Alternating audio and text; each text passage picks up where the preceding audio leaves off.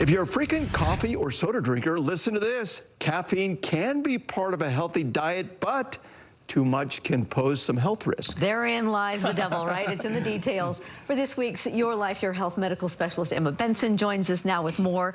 This affects a lot of Diet Coke lovers, too. Oh, that's true. And straight Coke lovers, right? How many of us need one of these first thing in the morning or in the afternoon, right? When you hit that midday slump. Caffeine, it's a stimulant, so it increases activity in your brain. But how much is too much? That's the big question here. Here's what the experts say.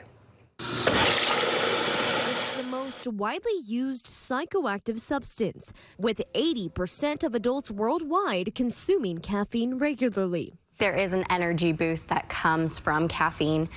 But whether you get your caffeine from coffee, tea, soda, or even chocolate, there needs to be limits. We have to think of the other health or bodily effects that may come from having caffeine, especially in kind of a larger quantity. Tiana Barker, a dietitian nutritionist with Intermountain Health, says the recommended maximum amount of caffeine for adults is 400 milligrams per day. Teenagers shouldn't consume more than 100 milligrams. So we want to be teaching them to be careful about how much caffeine they're actually getting and not depending on it so soon in life.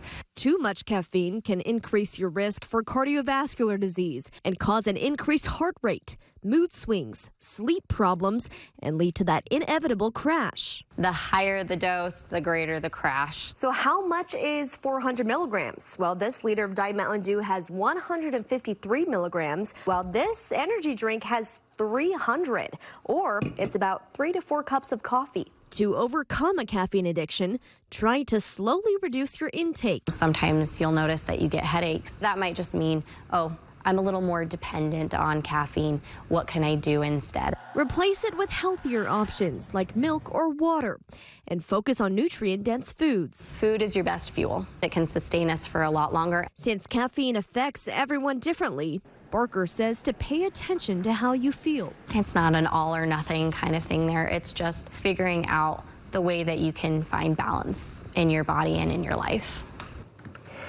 Well, you can find the caffeine content on the label of the drinks. This Coke here is 20 ounces. It has 57 milligrams of caffeine. So technically you could have quite a few of these, right, to get to that daily limit. But you want to keep in mind the added sugars, all those things with no nutritional value that you're putting into your body as well. So that's what we were shocked with, is how much it's saying is okay. But you're right, the sugar, the calories, all of those other things. Doesn't mean you should have 400 milligrams a day, but that's just the limit there. Yeah. Thank you. Insightful. Of course.